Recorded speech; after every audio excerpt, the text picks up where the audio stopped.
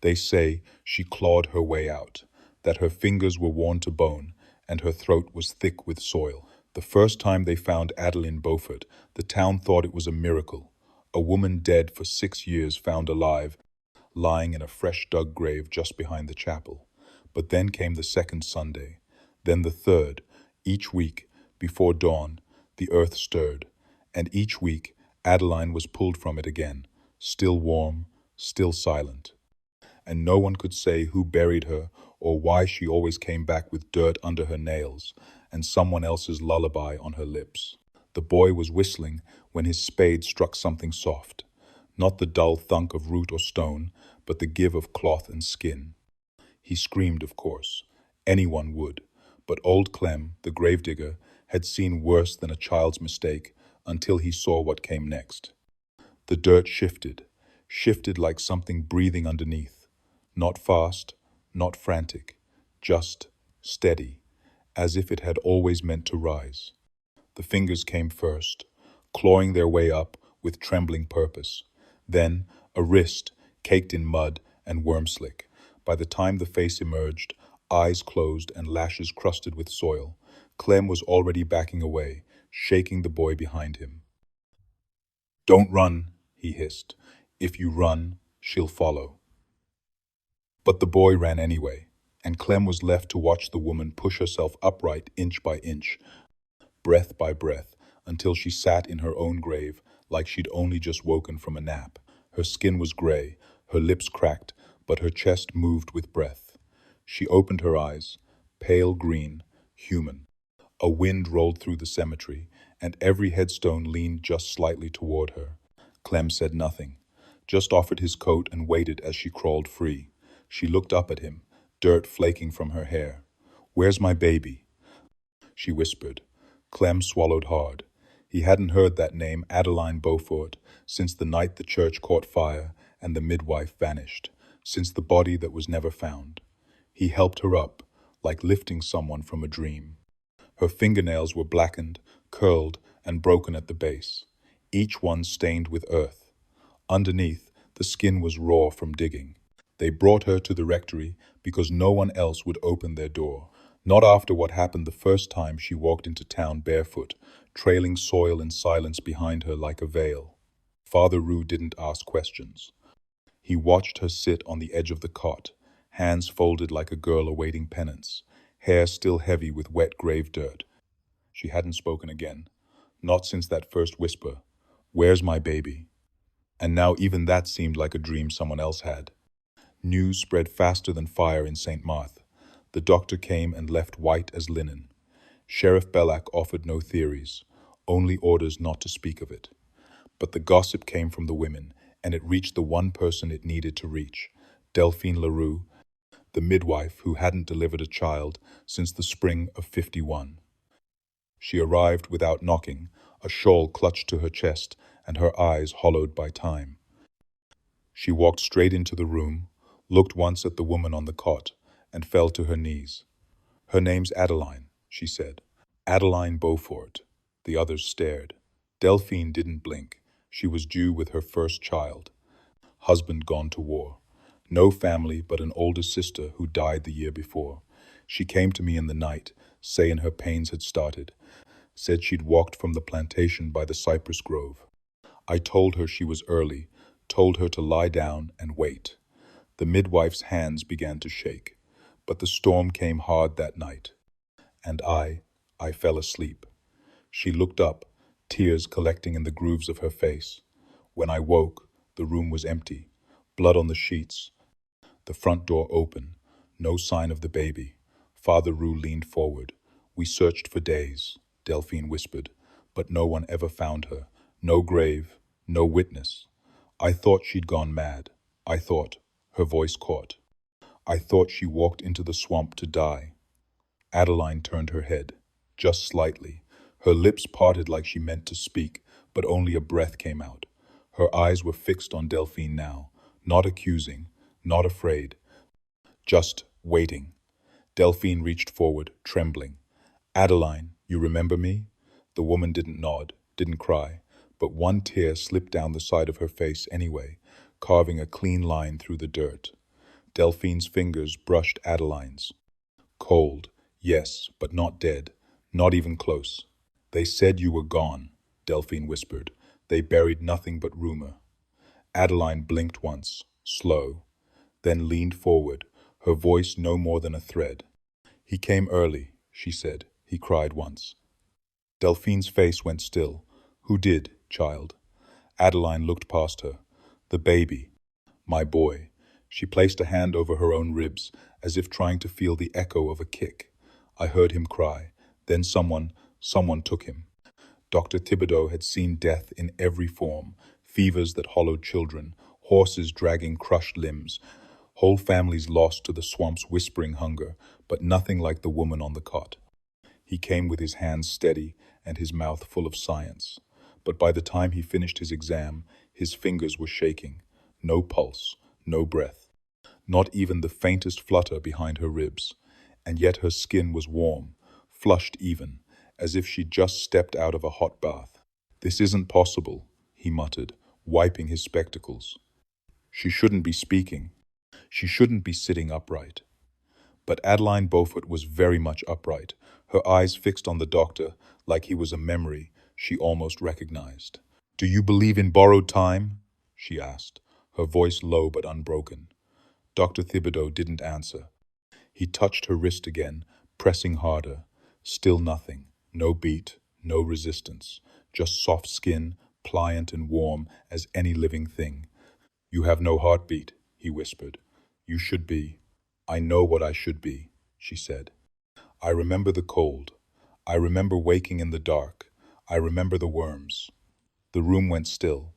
Father Roux crossed himself in the corner, his lips moving in silent prayer. Where did you wake? The doctor asked. Adeline looked past him. In wood. I remember the smell of pine and something cloying, something sweet, like lilies left too long in water. Her eyes narrowed. I clawed until my nails split, screamed until my mouth filled with dirt. She turned her head slowly toward the doctor. How many times have they buried me?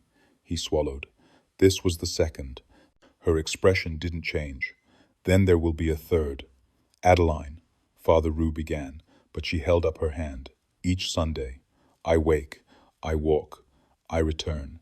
She tapped her chest with one finger. But no one ever hears the knocking. Not until now. Who buried you? The doctor asked. The first time. She smiled then, not kindly. That's the part I don't remember. But someone did. Someone who didn't want me to hold him. Hold who? My son. The air turned colder. Even the lamps seemed to dim. There's no record of a birth, Father Roux said. No grave, no stillborn. Because he wasn't stillborn, Adeline said. He cried. I remember it. I remember the warmth of him. But when I opened my eyes, he was gone. Dr. Thibodeau stepped back, unsettled by the quiet certainty in her voice. You should not be alive. Maybe I'm not, she said. Maybe I'm just the echo, the shell left behind. Her hand twitched. But something walks with me now. And every Sunday, it gets closer. She leaned forward, locking eyes with the doctor. Check your books. I'm not the first. I won't be the last. They began locking the gates on Saturday nights, bolting windows, keeping watch in shifts, but it never mattered. Every Sunday, just before dawn, she was found buried again. Same shallow grave, same cemetery plot, pine box nailed from the outside, and always the same chill in the ground, like it had just been turned. No one ever saw who placed her there, no footsteps in the dirt, no tools left behind. Just the box, the dirt, and Adeline inside still warm, still without pulse, still whispering the name of a child no one had seen. Sheriff Dupree tried to catch them. The first week, he hid in the chapel with a shotgun and a lantern, slept with his back against the altar, and woke with mud on his boots and her voice behind him. You're late, she said, pushing the coffin lid open herself. The second week, he hid in a tree overlooking the cemetery, stayed awake the whole night, every muscle tense, every breath shallow. But the grave was already filled when the sun rose, and her fingernails were bloodied from scratching. She hadn't screamed that time. She said, The dirt tasted like iron. The pattern unnerved the town. Children were kept inside on Saturdays. Women burned sage in their windows. The church bell rang twice as often, but no one knew what to pray for. Father Roux wept at his pulpit. "This is not resurrection," he said. "This is punishment. This is repetition without mercy." But no one knew who to blame, and no one dared ask Adeline too many questions. Her answers had begun to change. She no longer spoke plainly. She mumbled in her sleep, drew patterns on the walls with charcoal and mud, circles, mostly, intersecting lines. Things that looked like old maps or the ribs of animals. "These aren't drawings," said the schoolteacher, studying them. "They're instructions." Instructions for what? No one could say. The only consistent thing was the timing. Every Sunday, before the rooster crowed, she'd be gone from her bed, and the gravediggers would find her. No shoes, no blood, just a faint smell of lilies and wet earth. On the 5th week, they chained her to the bed, bolted the door from the outside, left 2 guards on either side of her room with lanterns and knives. Morning came like a knife itself, clean, cruel, and quiet. The guards were asleep. The chain was snapped, not unlocked. And there she was again, buried, the wood splintered from her fists, her breath fogging the cold morning air. "We're not just watching her," Sheriff Dupree said, voice tight with dread. "Something's watching us, waiting, letting us think we have time." He looked out toward the marsh beyond the cemetery. "But it only happens on Sunday, like clockwork, like a sermon, and whatever's doing, it ain't finished." They found him on his porch, hunched over a bottle of rye and an old wedding band he hadn't worn in years. Jasper Beaufort had remarried, not long after Adeline vanished, took a younger woman, started over, put up lace curtains, planted roses. But he never replaced the door Adeline had carved her initials into, nor did he ever repaint the parlor. That morning, after hearing she'd been found alive, or something like it, he sent for the priest, the sheriff, and a bottle. Said he had a sin stuck in his throat, and he wanted it gone before Sunday came again. Jasper hadn't spoken Adeline's name in over 6 years. Claimed he'd buried her in memory, the way she'd never been buried in body. Said he watched her die in childbirth, or at least that's what he told the doctor, the neighbors, the papers. But the truth had been rotting under his ribs like spoiled fruit. He never called for help, never lit a lantern. Just stood there as her body went limp and the baby never cried. And before she went, still before the last rattle in her throat, she screamed his name. Not once, 3 times. And it wasn't fear, Jasper said, gripping the neck of the bottle. It was rage, like she knew I was letting her go. He didn't bury her himself, couldn't stomach it. Paid 2 men with calloused hands and no questions. Told them to take her deep into the marsh, where the fog never clears and the soil swallows sound. He never saw her coffin again, never marked the place. Just said his piece at the church, dried his eyes too fast, and moved on like a man fleeing a fire. But the house never let him forget. That first spring, the roses bloomed black. His second wife complained of footsteps pacing at night. The cradle rocked, though no child had ever been in it. And sometimes, in the kitchen just before dusk, the air would turn heavy, and still like someone had entered, wet from the grave, watching him. "I don't know what came back," he said, voice brittle, "but I know it ain't just Adeline." He reached into his coat and handed the sheriff a small object wrapped in linen. Inside was a ribbon, stained with old blood, the name Adeline, stitched in pale blue thread. "She was wearing this when they took her," he whispered. "I found it on my doorstep last Sunday." Sheriff Dupree said nothing, just tightened his jaw and tucked the ribbon into his pocket. The priest crossed himself, but his hand trembled. Whatever Adeline had become, whatever force dragged her back from the marsh and the silence, it remembered everything, the scream, the betrayal, the buried lie. And every Sunday, it returned not just to remind, but to punish. "She didn't die in peace," Jasper said, staring at the horizon where the sun would soon rise. "And she ain't resting now, not while I'm still breathing." The sky above St. Lillian's Chapel had been dry for 3 days straight. Sunlight stretched warm over cotton fields, dusty porches, and the long road from Baton Rouge, but the church grounds remained soaked. Not damp, not muddy, drenched. Each morning, puddles rippled in the gravel, and the roof dripped as if from a storm long past. The air held a damp chill that never left, clinging to the bones, curling into sermons and prayer books. It did not smell of rain, though. It smelled of turned earth, of moss thick on old stones, of something freshly unearthed. And no one could explain it.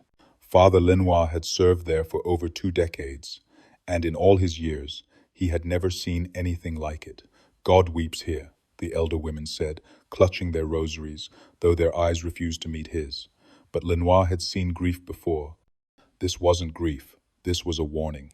He had tried everything, replacing the roof, checking the pipes, even bringing in a young man from the city who claimed to understand drainage systems. The boy fled after an hour, muttering about bones beneath the floorboards and refusing to be paid. The rain started the week Adeline Beaufort was found alive. She had been buried only once in this churchyard, if once could be believed, and that was nearly 6 years ago, in a rushed ceremony attended by no family, no mourners, and no prayers. Jasper had paid for a closed coffin service, refused to allow the lid lifted, claimed the childbirth had left her unrecognizable. Father Lenoir had blessed the box anyway, hand trembling as the crows gathered in rows atop the chapel steeple. But something had gone wrong. He felt it then, as he read the words of peace over a casket that pulsed with cold. Now, the rain would not leave. Graves sank. Marble headstones bled, mildew, and the chapel bell, once struck every Sunday, rang off-key, as if something inside it had rusted wrong. The townspeople stopped coming, one by one, said it gave them headaches, said their clothes never dried, said their children whispered strange things when they knelt to pray. Lenoir stayed, alone, watching. He read scripture louder, lit candles in corners that refused to stay warm. Then one night, when the downpour hissed against stained glass that hadn't seen sun in a month, he dug, not deep, just enough to feel it. A corner of wood, scrape of nails, not where Adeline had been buried, but beside it. A second box, unmarked, unblessed. He filled the dirt back in with shaking hands. Lit every candle in the chapel and did not sleep, because something had been put to rest there that was not meant to rest. And each Sunday, the rain fell heavier, soaking the pews, smearing the hymns, a voice in water whispering over and over, "She is not done." The rocking came first, barely a motion, just the shifting of her shoulders as she sat on the edge of the bed they gave her in the infirmary behind the chapel. No one taught her the lullaby. No one ever sang it in St. Lillian's, not in English, not in French, not in the soft Cajun cadence that slipped from her lips like honey thickened by grief. But Adeline Beaufort rocked and hummed to something cradled in her arms, something no one else could see. And when the doctor asked her, kindly, gently, "Who is it you're singing to?" she looked down with such aching tenderness that it made him turn away. "He's sleeping," she whispered. "He's always sleeping." But there was no baby. There had never been a baby. The midwife who once knew her confirmed it. Town records held no birth certificate, no grave for an infant, not even a notation beside her death 6 years prior, and yet she swore, in those quiet hours between dusk and dream, that she remembered the weight of him, the color of his eyes, the way he never cried, not once, not even when the blood soaked the floorboards beneath the bed where she had once screamed and screamed and screamed. Father Lenoir stayed near, praying harder each day. But he stopped entering the room after he saw the indents. The first morning, only one, a curve in the sheets beside her, as if a small head had pressed there. By the third morning, there were more tiny heel marks, a palm print no larger than a coin. He brought salt, he brought ash, he brought scripture stitched in Latin. Nothing stayed. Nothing stopped the cooing that came from nowhere, the soft creak of a cradle that had long since rotted in the grave. She told stories, too, not aloud, but in humming rhythms. She hummed about a name no one remembered. She hummed about a house in the swamp where they were taking the baby to be blessed, and how the priest there never blinked. She hummed about a mirror that only showed the child's reflection, not hers. And always, always, she ended the same way. They took him from me before he was born, but he found his way back. Sunday is his day. One nurse, a girl barely 17, tried to remove the blanket. Adeline kept tucked in her arms.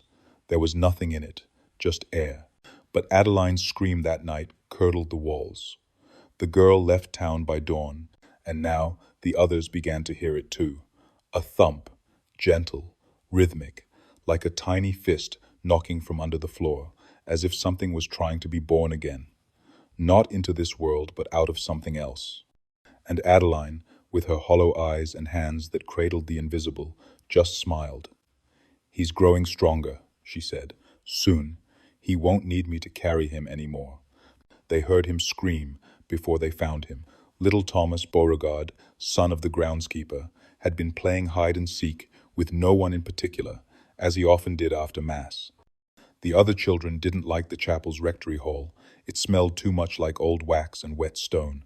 But Thomas had always been drawn to the far room, the one where the plaster peeled like shedding skin, and the crucifix hung just slightly askew.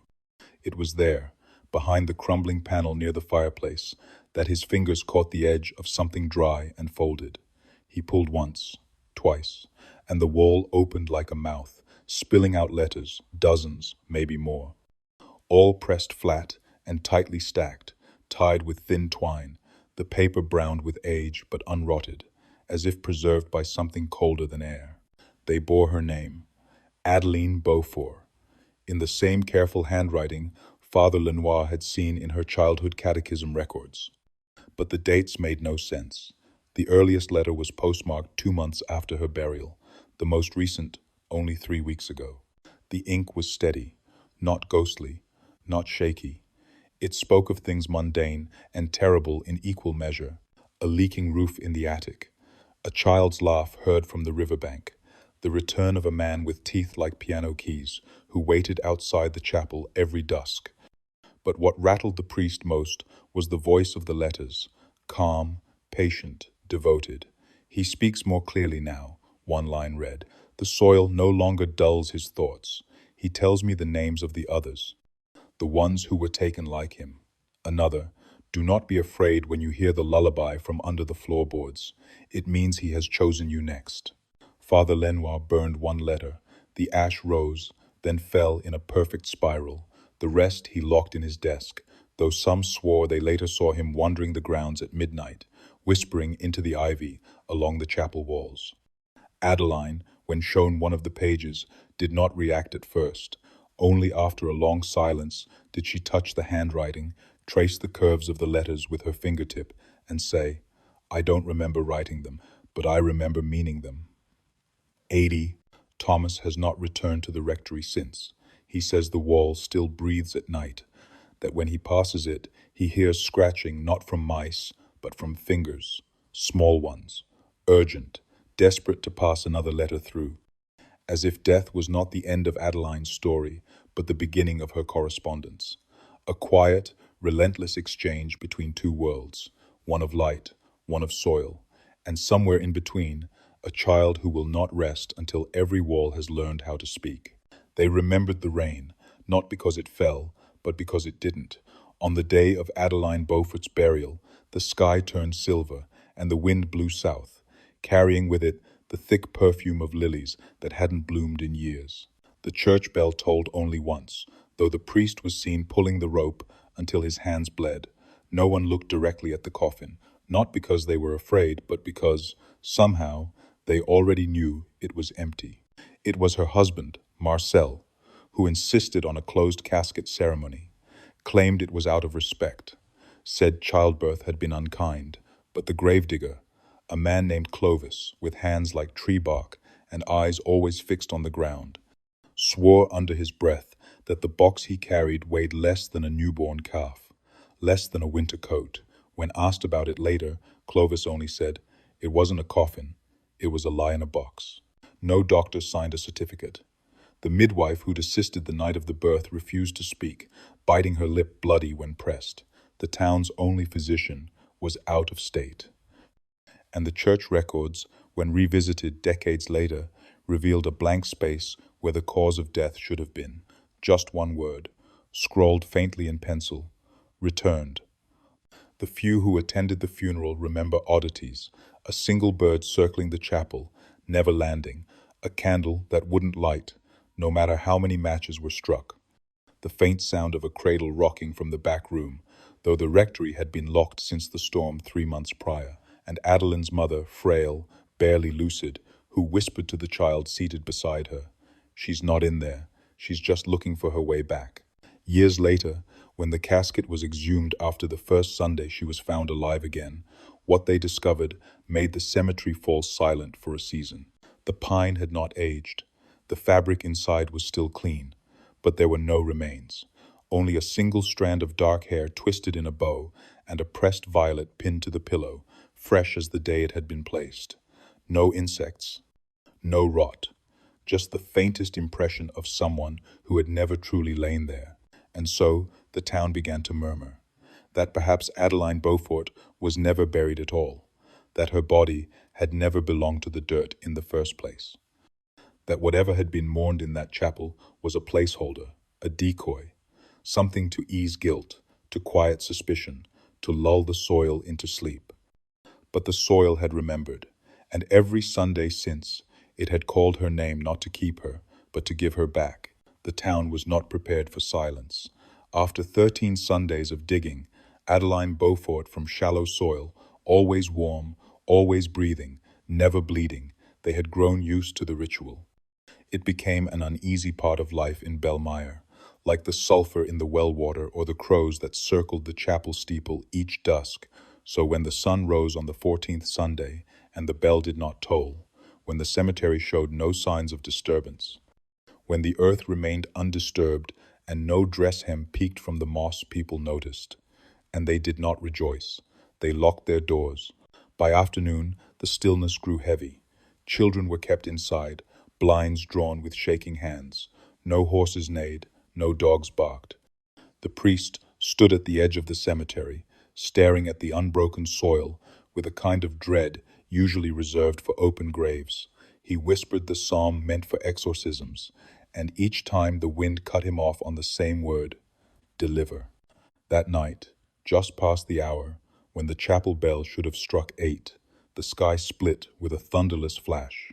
The townsfolk later said it was not lightning, just a quick, colorless glare that made the world look drained and wrong.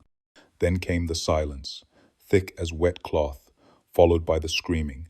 They found Mrs. Wilkins' porch door swinging open, but no trace of her inside. Her tea still steamed on the table, and her knitting was mid-row, the needle frozen in a stitch shaped like a question. Next was Jeremiah Flint, last seen walking home from the mill. His boots were found halfway down the main road, one upright, the other toppled like he'd been plucked clean from inside them. A child named Hannah, barely 6, was found in bed, but the bed had been dragged outside, quilt and all, with no prints leading away. The mayor's cousin, who had once insisted the whole Adeline matter was nothing but hysteria, vanished from his study, leaving behind only a chair spinning and a lamp flickering with no oil. By morning, 6 were gone. No witnesses, no traces. Only one detail kept repeating in the testimony of those who saw nothing at all: the smell of turned earth. Not rot, not decay, just dirt. Rich, fresh, breathing dirt, as if something had dug its way up and then returned with others. At sunrise, a seam of soil split near the chapel, and the town gathered, expecting her, but the ground remained sealed. No hand reached, no body stirred. In the silence, Father Lenoir bent to the dirt, pressing his ear close. And just once, beneath the surface, he swore he heard not one voice but 6, whispering in unison. She stayed to make room. The historian's name was Merrick Alcott, and he arrived with 2 trunks and a question he refused to say aloud. He did not knock when he reached the rectory.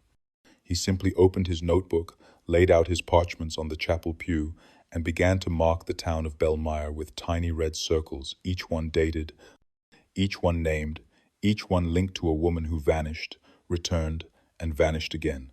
Not all of them reappeared in the ground like Adeline. Some came back in pieces, some never came back at all. But the pattern was undeniable.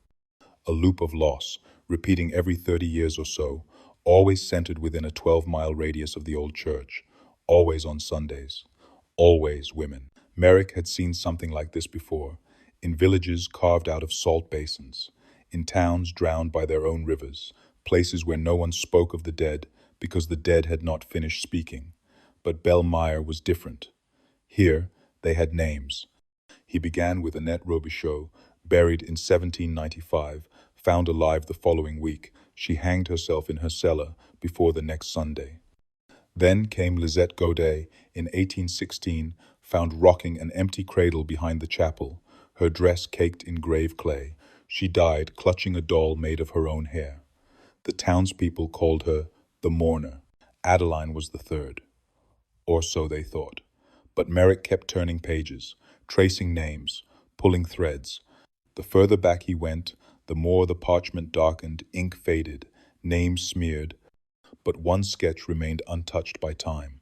A crude map, hand-drawn in charcoal, showing graves like constellations. Circles intersecting in perfect geometry, all spiraling toward the chapel grounds. At the center, a symbol Merrick had only seen once before. It wasn't a letter, it wasn't even language. It was something older, etched deep into a map made of vellum that had once been skin. He showed the priest. Father Lenoir turned pale, then quietly lit a candle and muttered a prayer Merrick did not recognize. "We don't bury our dead here," the priest whispered. "We return them. There's a difference." That night, Merrick woke to find a line of soil traced along the edge of his bed like a seam unraveling. At the footboard lay a single black veil, damp with rain that hadn't fallen. Pinned to it was a torn scrap from one of the old maps. The symbol had been drawn again, this time in something thicker than ink. Below it, the words, "She was never alone."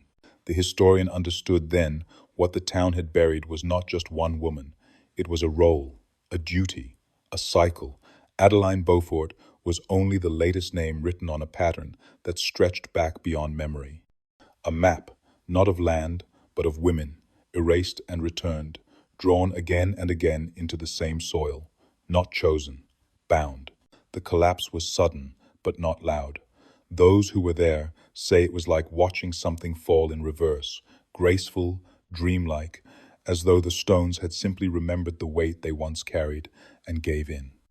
The bell tower at St. Olymp's had stood for over 70 years, iron-willed and rain-bitten, tolling every Sunday since the war. But on that morning, just as the search party realized Adeline was missing again, the bell groaned, once deep and reluctant, and then the entire tower bowed in on itself, the bell folding into the debris like a final breath held too long. No one was hurt. That, perhaps, was the strangest part. The square had been full, people waiting for the sound they dreaded but depended on Adeline's return from the soil. But the bell never rang, and when the dust settled, it became clear it never would again. Father Lenoir was the first to crawl through the ruin, his collar torn, his hands bloodied from pulling stone. He called out once, "Adeline," though he didn't know why. She'd never been found here before. But something in him had shifted with the fall, as if the tower's silence had echoed through his bones.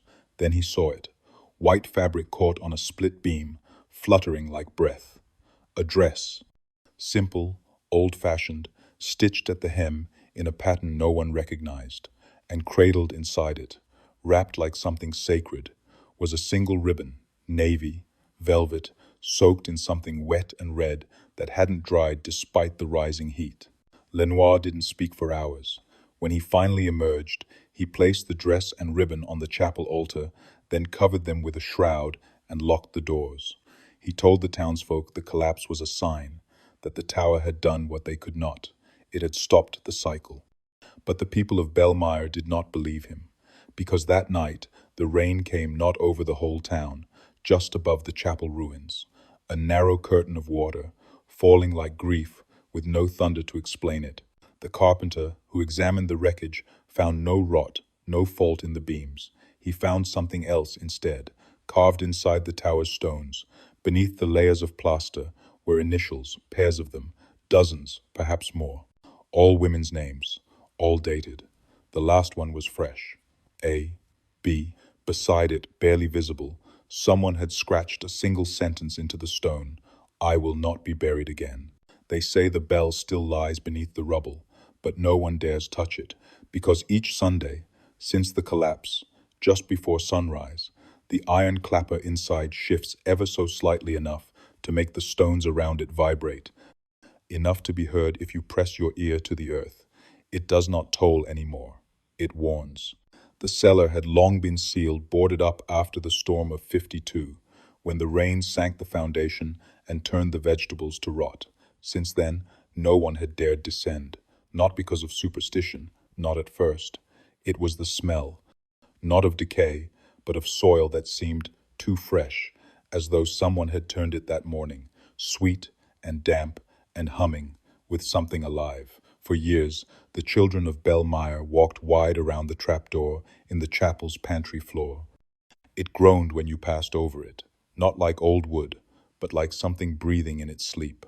Then the whispers began. It started with the Moreau twins, small twitchy boys with sunburned necks and imaginations sharper than most grown men. They were caught one Sunday, crouched near the pantry door, their ears pressed flat to the boards, eyes wide, mouths trembling. When asked what they heard, they both answered the same thing, spoken in tones too, even for play. She's still down there. The town dismissed it, until the Desjardins girl, quiet, obedient, born mute, began humming. Not just any tune, but a lullaby no one had sung in Belmire for decades. One, her grandmother whispered, she'd only ever heard once before. On the night Adeline was buried, the first time, the girl hummed it as she walked in her sleep, toward the pantry, toward the voice. Parents tried to blame drafts, the creak of old stone, the shifting of tree roots beneath the chapel. But even the skeptical began to waver when the children, one by one, began whispering the same name in their sleep. Adeline. Not screamed, not sobbed, said softly, like a memory one doesn't know they're holding. One boy claimed he spoke with her, said she wasn't angry, only forgotten, that she was cold, that she missed her child, and that each Sunday she clawed her way back, not to punish, but to be remembered. To remind them she had once been here, breathing, bleeding, loving. The boy drew a picture before he stopped speaking. It showed the root cellar open, earth peeled back like skin, and beneath it, not bones, but a bed, a cradle, and a woman curled beside it, humming. Father Lenoir returned to the chapel that night. He stood alone above the pantry trapdoor, hands clasped in prayer. He whispered a name he had never spoken aloud and asked forgiveness, not for what he had done, but for what he had allowed to continue. Then he pressed his ear to the floor and smiled, not with joy, not with peace, but the way someone smiles when they hear their name spoken by a voice they buried long ago. A voice still warm, still wet with soil, still asking, "Do you remember me now?" Salt began appearing in quiet circles outside nearly every home in Belmire. At first, it was dismissed as coincidence, a gardener's spill, a child's game. But by the second Sunday, after the last vanishing, no one questioned its purpose. Salt at thresholds, salt across windowsills, salt around bedposts and bassinets. Even the old barn cat was seen curled inside a chalk ring, watching the horizon with unblinking eyes. The town had grown tired of not knowing what they were hiding from. Now they were simply hiding. It was the preacher who gave the warning, not from the pulpit, but from house to house, knocking gently and never entering, his hands trembling behind his back. He never said the name, not Adeline, not the others, just that something had been awoken, not summoned, not born, stirred, and once it had found its pattern, once it knew the cycle, it would not stop until it had been answered. His instructions were simple. If you hear digging, do not move, do not open your eyes, do not speak her name. By the next week, even the skeptics listened. The schoolteacher abandoned her home to sleep in the bell tower, what was left of it, swearing it was safer in the open air. A traveling salesman claimed the soil outside his carriage writhed when he parked on Chapel Hill. And in the corner store, 3 separate customers asked if salt was still in stock, each of them pale, jittery, speaking in half sentences like they were afraid someone else might overhear. The town's children stopped playing in the fields. Parents whispered stories of footsteps heard outside their bedrooms, though no prints were ever left. And then came the sound, faint at first, like something rooting deep beneath the floorboards. A slow, wet scrape. Then the unmistakable rhythm of hands moving soil from beneath. Those who heard it said the same thing. It wasn't frantic. It was patient, careful, as if the one digging already knew the way. That Sunday night, the sheriff sat with his shotgun loaded, salt poured in a perfect circle around his chair. The air had gone thick again, warm like breath on glass. Just after midnight, he heard the first scrape, then the next, closer. Closer still. He held his breath and remembered the preacher's words. He closed his eyes, and behind them, in the dark of his mind, he saw her, Adeline, or something wearing her face, pale, smiling, holding something small to her chest, cradling it as she moved silently through his walls. When morning came, the salt circle was unbroken, but the sheriff's hair had turned white, and carved into the wood beneath his chair, in a hand too steady to be human, were 4 words. You looked. I saw. Adeline stopped speaking for 3 days. She sat beneath the cracked window of the chapel, hands folded in her lap like a girl waiting for her mother, her eyes fixed not on the altar, but the old scorch mark along the floorboards. No one asked why she chose that spot. The air around her had grown colder, and the scent of burned linen clung to her even when the sun was high. On the 4th morning, she stirred just once, a twitch of her shoulder, and said, clearly and without emotion, the walls were breathing. The preacher, who hadn't dared sit beside her until then, leaned in. Adeline didn't look at him. Her voice was brittle and quiet, but her words came as if pulled from a well she had never meant to touch again. She remembered the fire, not all at once, not like a memory, but like a storm coming back through the bones. It began with heat in her spine, then the screams not her own, but others, high-pitched, pleading, swallowed by timber, cracking like bones. There had been clawing at doors, at her arms, at her legs, and then the sound of someone singing. Low, tuneless, a lullaby not meant for comfort. She said she saw faces in the flames. One she swore was her husband, not as she'd known him, but younger, crueler, a version of him that had never learned remorse. His mouth moved, but he didn't speak her name. Behind him stood something else. Not a man, not a beast, but watching. It had no face, only the suggestion of one long and smooth like wet clay, eyes that did not blink. It never moved. It simply waited, and as the fire licked around it, the walls of the room pulsed with breath. She said the house was alive, that it exhaled smoke and inhaled screams. When she tried to run, the floor opened like a mouth beneath her. She fell into hands, small ones, countless, grasping from below, dragging her down into soil that wasn't soil at all, but cloth, burned quilts, funeral veils. Baby dresses turned to ash, and still she heard the singing. Adeline looked at the preacher then. Her eyes were not wet, not wide with fear, only tired, like someone finally waking up after sleeping too long beneath heavy covers. I died twice, she whispered. Once in the fire, and once when they told me no one remembered it. Outside, the chapel bell shivered, though no one touched it, and in the field beyond the cemetery, blackbirds began circling something just beneath the earth, their wings moving in a slow, spiraling rhythm, as if dancing above a grave that had yet to be dug. They found the second grave on accident. The soil gave way under the wheel of a parish wagon just past the edge of the chapel's property line, where the brambles grew thickest and the land sloped toward the swamp. The horses refused to go further, stamping and trembling as if they'd seen something beneath the moss. A stable boy went to fetch the wheel and noticed the ground wasn't just soft, it was hollow. When they dug, the wood they struck wasn't from a root or rotted plank. It was a coffin, and it hadn't been buried deep, only enough to hide it. The coffin lid came up easily. Inside were bones curled in a fetal position, small and brittle, wrapped in linen so faded it looked like it had been dipped in smoke. But the linen was embroidered, stitched faintly along the edge, just legible in the right light. Adeline Beaufort. The name was hers. Exactly. Same spelling, same loop on the B. For a moment, no one spoke. The wind moved through the reeds, and in the sudden silence, it sounded almost like a whisper, trying to pull something from memory. The skull was turned to one side, the jaw slack as if caught mid-sentence. It had a gap in the left molar, just like Adeline did. The town doctor, who had examined her only days ago, confirmed it without hesitation.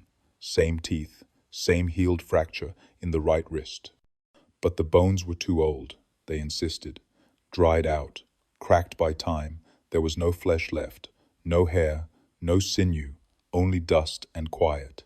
Yet Adeline was still walking, still speaking, still humming lullabies to someone no one could see. She was led to the grave, reluctantly, one step at a time, as if her feet no longer trusted the land. When she saw the bones, she did not scream, she did not faint. She only knelt beside them, placed a hand on the cloth, and whispered, "I don't remember this part." That night, the town's few remaining elders gathered in the rectory with old letters, ledgers, and the faded minutes of a forgotten tribunal once held during a fever year. Buried among the ink was a name crossed out repeatedly, Adeline Beaufort. It appeared under 3 different birth years, 3 different death notations, all signed by different hands. No one slept soundly that evening. Dogs howled from behind shuttered homes. Salt lines were redrawn, thicker this time, and the priest found Adeline outside just before dawn, standing barefoot in the same spot the coffin had been unearthed. She was humming again. But this time, the melody wasn't soft. It was sharp, dissonant, like something half remembered from a nightmare. She looked at him with eyes that no longer belonged to someone living or dead, just lost. "I think she's waking up," she said, "and I don't know if it's me." They found the midwife in the bayou, nearly blind and muttering in broken French. She hadn't been seen since the night Adeline was presumed dead, vanished without a word, as if swallowed by the cypress, and never spat back. But now she stood in the chapel's doorway, soaked through, barefooted, and whispering prayers to saints no one had heard of in over a century. Her name was Claudine Bellerose, and before she disappeared, she had delivered children for over 40 years. But something about that night had unraveled her. Something in that room had kept her silent for almost 2 decades. She didn't speak at first, just stared at Adeline's face like it was a photograph she'd tried to forget. Her lips trembled with words she couldn't shape. Then she pointed to the base of Adeline's throat, where a thin scar curved like a closed mouth. "I stitched that," Claudine said at last, her voice dry and unused. "I watched her stop breathing. I held the baby, and I left it behind." The room went still. The doctor stepped forward, asking the obvious question, "What baby?" There was no record, no certificate, no burial, no witness but her. Claudine shook her head. It wasn't a child, not a real one. It had her eyes, but not the light, not the soul. It never cried. It only stared.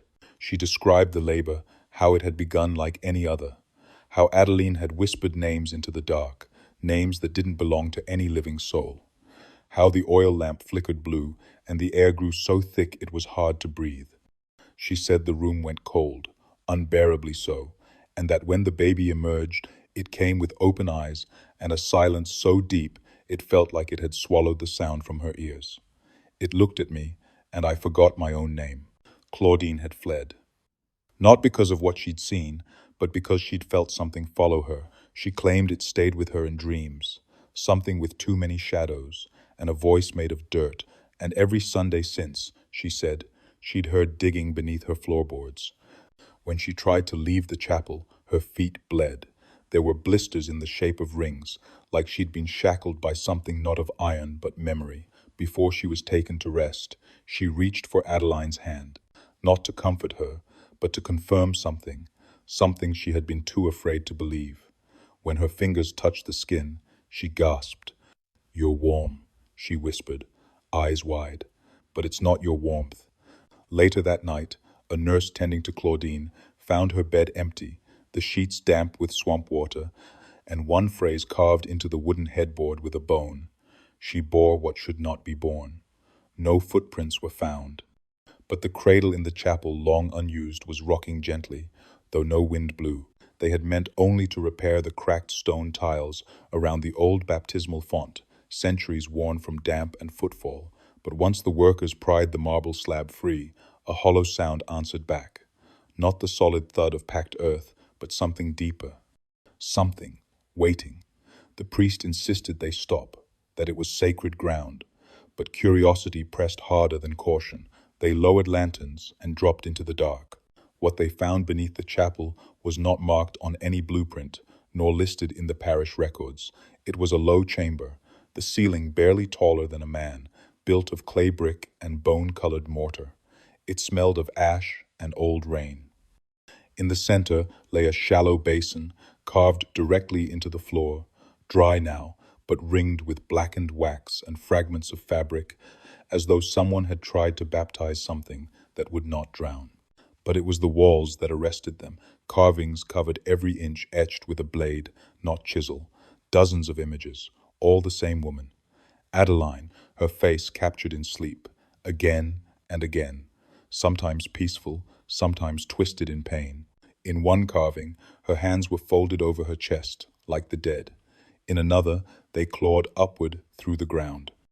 Each figure bore a halo not of light, but of thorns. Beneath one depiction, a crude inscription read, "She sleeps to hold the gate closed." The priest fell to his knees. He whispered a name he hadn't spoken in years, one never printed, only passed from tongue to trembling tongue by the oldest among them. Mère dormante, the sleeping mother, a spirit bound to flesh, awakened too soon, buried too late. They explored further. In the far corner, a wooden cradle sat untouched by dust, though it had no floor beneath it, only darkness that swallowed the lamplight. Something small and white sat inside, a molar, adult-sized, unrooted, clean. One worker claimed he heard breathing slow, deliberate, as if the room itself exhaled with memory. Another felt his boots sink slightly with every step, like the ground was giving beneath his weight, not collapsing, but yielding, waiting. They sealed the chamber again by nightfall, but the priest refused to bless it, said blessings could not reach what had never been holy. Later, a parishioner lit a candle in the sanctuary and noticed water pooling beneath the baptismal font. She stooped to wipe it, but it wasn't water. It was thicker, reddish-brown, and smelled faintly of iron and milk. That Sunday, the congregation arrived to find the font filled to the brim, though no one had touched it.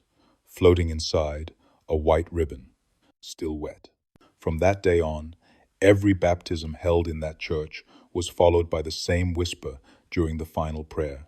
No one could tell where it came from, only that it spoke the same word each time, quiet and mournful. Again.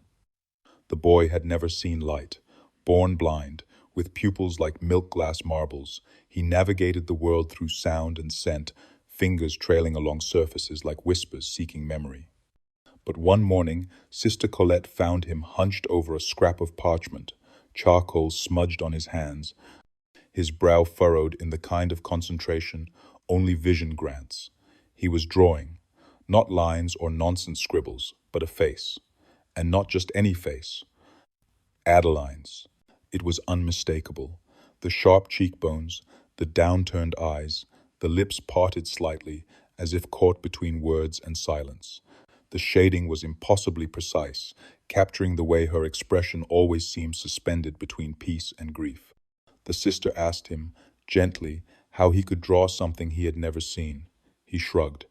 "She's always there," he said. "She doesn't talk, but she hums." They dismissed it as a child's imagination at first, until he did it again and again. Each time a new drawing, each face identical, each detail sharper. The tilt of her head, the folds of her nightdress, the curve of a scar at the edge of her throat. something even the townsfolk hadn't noticed until they looked closer at Adeline in person. When asked where he saw her, the boy simply pointed to the window and said, "There." His parents wept. They said he had never pointed at anything before. Soon after, the boy began waking at the same hour every night just past midnight, when the moon was at its highest. He would sit up in bed and stare straight ahead, unblinking, as though something waited for him in the dark. When his mother asked what he was doing, he whispered, "She doesn't like being alone. I think she's cold." On the fifth night, he reached under his bed and pulled out another drawing, this one unfinished. It showed a figure kneeling at the edge of a hole, one hand pressed to the earth, the other to her stomach. Behind her, fire. Above her, a chapel bell frozen mid-swing. He handed it to the priest during Mass, silent and solemn. On the back, scrawled in uneven letters, were the words, "I saw her eyes open underground." The priest said nothing, only folded the paper and slid it into his pocket with trembling hands. That week, the boy stopped drawing altogether. He slept with his hands clenched and flinched whenever wind stirred the curtains. But before he fell asleep each night, he still whispered something soft and sad, barely audible unless you leaned in. "She's watching again, but not me. Someone else now. Someone who buried her last." And then, just once, he said something that made his mother drop the candle she'd been holding. She says, "Sunday's coming." It began as a drizzle, thin, quiet, tapping against the chapel roof, like fingers too afraid to knock. The townspeople took no notice at first. Rain was not unusual, though it had become unsettling how often it seemed to fall only over St. Aurelia's chapel. But this time, something was different. The rain left no puddles, no wet stone smell, only a strange metallic tang in the air. A boy on his way to early prayers was the first to notice. His palms were stained crimson. He looked up. The church roof dripped thick red drops, slow and deliberate, pooling in the cracks of the stone like tears from something wounded.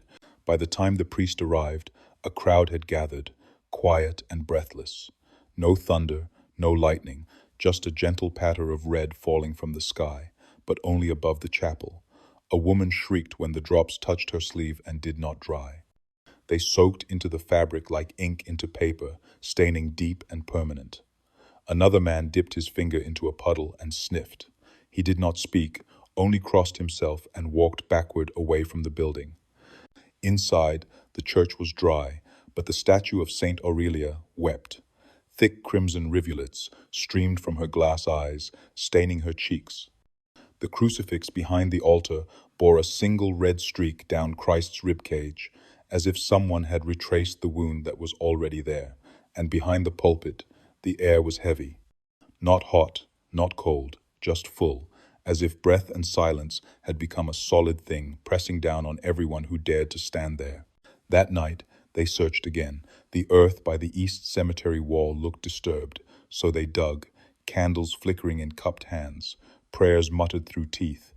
2 feet down, they found her Adeline. Her face was peaceful, but her hands were folded in a strange gesture, one palm up, one palm down. And nestled between them, wrapped in lace, was a child's rattle, old, splintered, ivory and wood. It made no sound when shaken. The priest knelt beside the grave, not speaking. His fingers traced the rosary at his belt, but he did not pray. Someone whispered that the rattle looked just like the one carved into the carvings beneath the font, the underground room, the sleeping woman, the sleeping child. But no one spoke loud enough to be certain. When they reburied her, the priest sprinkled salt instead of holy water. He said nothing to the crowd, but when he turned to leave, those close enough heard him mutter something strange. "She didn't bury herself this time. She was placed, and the child she thinks it's near." That night, not a single baby cried, not one. Every cradle stood still, untouched by wind or breath, and in one house, a mother woke to find her nursery door open and her child staring up at the ceiling, smiling at something only he could see. They dug her up just past midnight, when the ground was cold and the sky was low with clouds that wouldn't rain.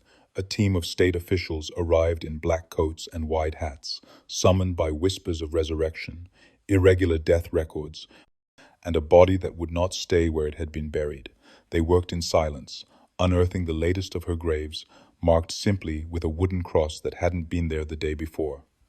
Adeline Beaufort. No date, no scripture, just the name that had become a legend nobody wanted to say aloud. She was exhumed gently, carefully, as if she might wake if handled too roughly. The soil fell away from her skin like it had never truly taken her. No decay, no smell. Her dress was pressed and dry, her face pale but whole. She did not look asleep, she looked paused. The attending doctor, who had seen his share of strange things, stumbled when he first leaned over her. He whispered, "Her skin is warm," but no one answered. They all felt it. The earth hadn't claimed her. It had released her, as if relieved to let her go. They carried her to the rectory for study, lit the room with oil lamps. Every window reflected her face. The glass of the cabinet, the basin of water used to clean her hands, the polished silver of a discarded mirror, all showed her clearly. But as they moved her into the light, someone gasped.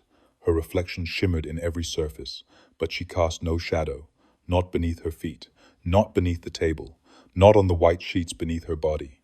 The doctor moved the lamp again, slowly, deliberately. Shadows danced around the room, but not from her.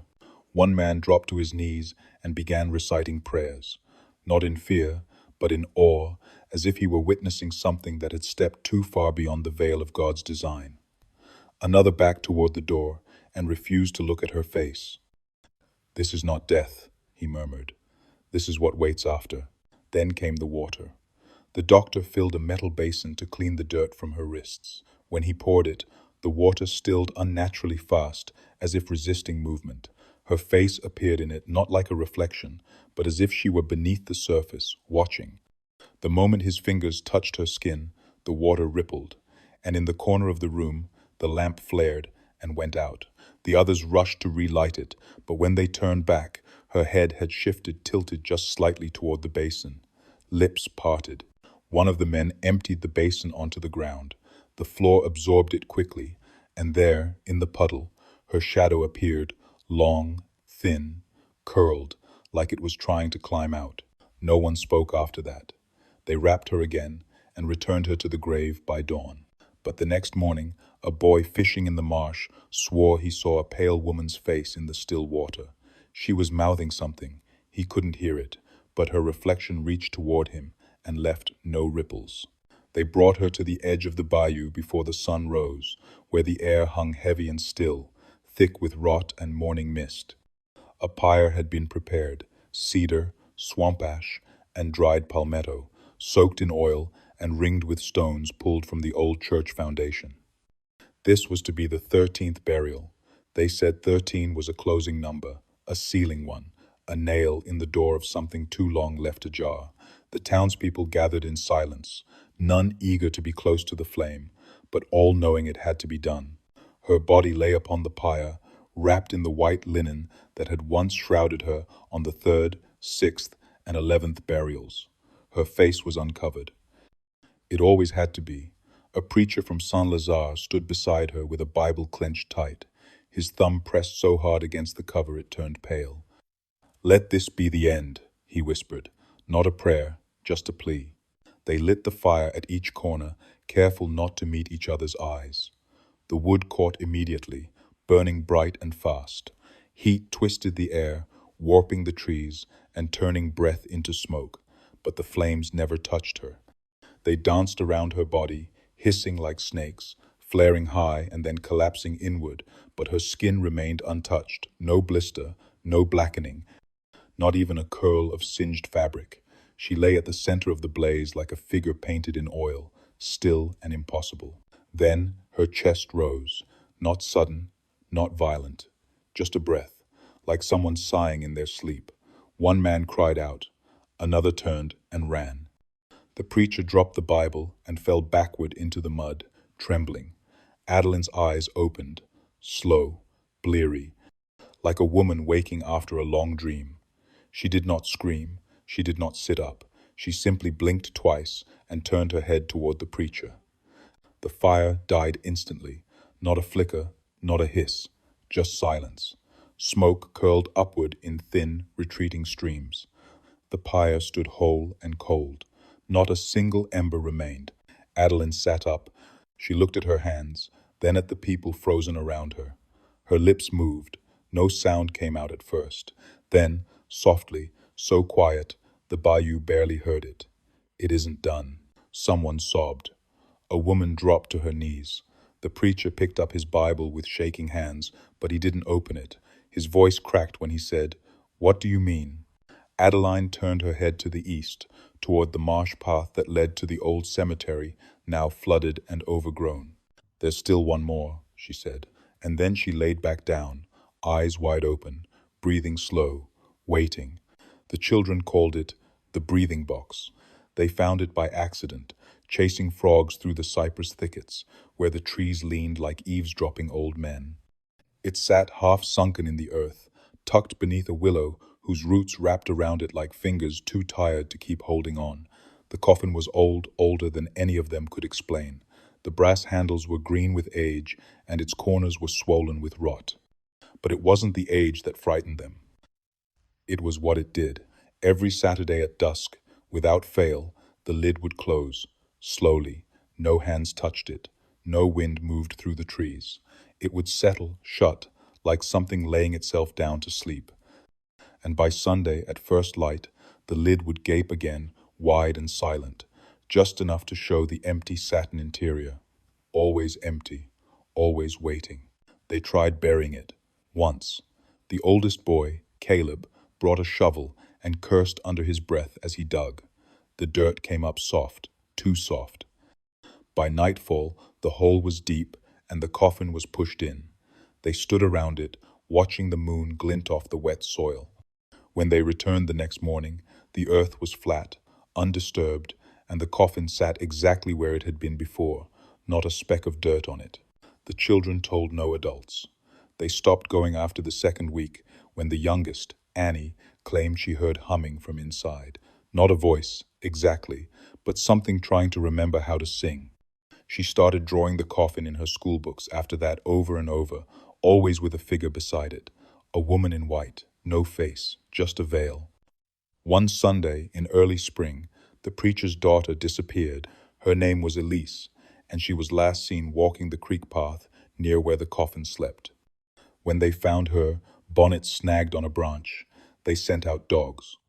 But the trail vanished near the willow. The coffin sat open that morning, just like always. But this time, the satin was wrinkled, as if someone had laid there too long and left in a hurry. The preacher himself went to see it. He brought salt. He brought matches. He brought a prayer scrawled in his grandfather's hand. None of it worked.